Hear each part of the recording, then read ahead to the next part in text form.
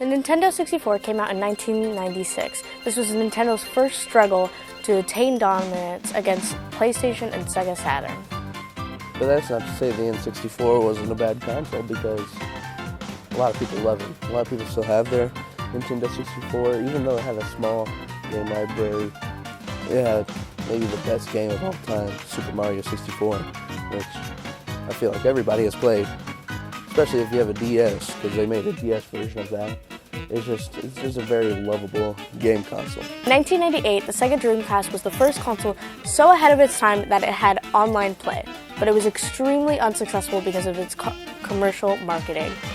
And now, Sega ends its console line. And in the year 2000, PlayStation decided that they would blow every console out of the water again with the PlayStation 2, with it becoming the best-selling console at the time, and really it revitalized the game industry because it was really on a downward spiral after the N64 and the Dreamcast were commercial failures. But the PlayStation really brought everybody back, and it really makes it a big console in the video game history. In 2001, the Game Boy Advance was released, dominating the handheld market, being its predecessor due to the release of Pokemon Ruby and Sapphire. And in 2001, along with the Game Boy Advance, Nintendo released possibly its best memeable console of all time, and instead of explaining further, we'll just show you.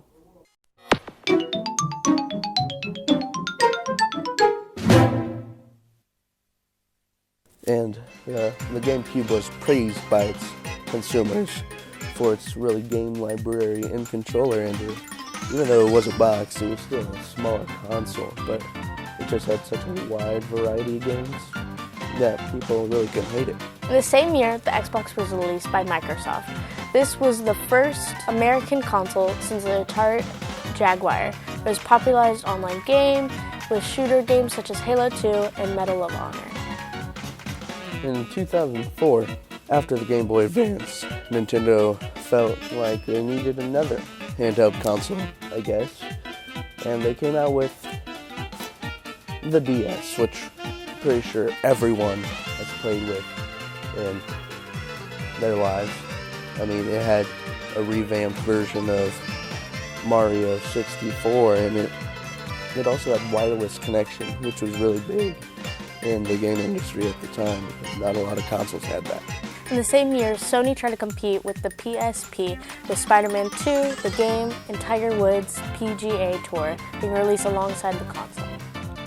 The next console after the PSP may be one of, if not the best game console of all time. In my opinion, it is.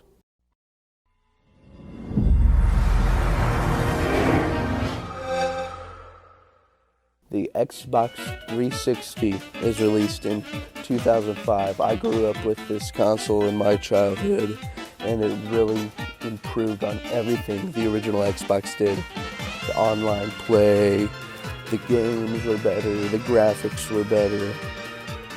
I mean, just everything was better, and it had such a variety of games that it really, in my opinion, was the best console of all time. A year later, the PlayStation 3 was released to compete with the Xbox 360. This first starts to arise the fight against PlayStation versus Xbox that still happens to this day. It was the first console to use Blu-ray disc for its games. Nintendo felt like, well, Microsoft just came out with possibly the biggest console of all time. And then Sony did it with the PlayStation 3 again. Nintendo needed to step up their game, and they created the Nintendo Wii, widely regarded as the best console of all time. We all have our opinions. It had Wii Sports. I mean, can't go wrong with Wii Sports. It's a simple game, but it may be the most fun game of all time, and it really revolutionized the industry because the controller, you could use it like a normal controller with two hands on it and press the buttons. You could also use it as a pointing controller. And that was unheard of at the time. After a drought of about 5 years, the Nintendo 3DS was released. following the success of the DS. This, however, was the first handheld console to utilize the 3D features without using 3D glasses. However, when you looked at the picture at the right angle, it could give you headaches. Yeah, when I used my 3DS, I never had the 3D option on, mostly because it was really dumb. And in 2012, the Wii U came out. 6 years after the original Wii, the Wii U came out, which really did everything the Wii did, but just a tad bit better. However, it was a commercial failure, mostly because most people thought it was just a extra version to the Wii that you'd have to pay for, and they didn't really want that. They didn't grasp the concept that it was just a whole new console.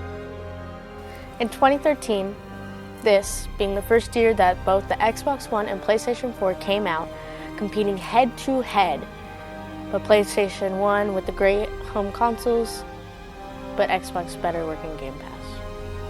Yeah, and while PlayStation 4 had a lot of good things about it, had The Last of Us, had the Spider-Man games, just a great console, but one way that the Xbox One one-ups the PlayStation 4 is PlayStation 4 did not have Microsoft Flight Simulator. So obviously, I'm surprised that the PlayStation 4 outsold the Xbox, because, I mean, who doesn't want to play some Microsoft Flight Simulator? And in 2017, 5 years after the previous Nintendo console, the Wii U, which was a commercial failure, Nintendo came out with the Nintendo Switch, which I still have 6 years later.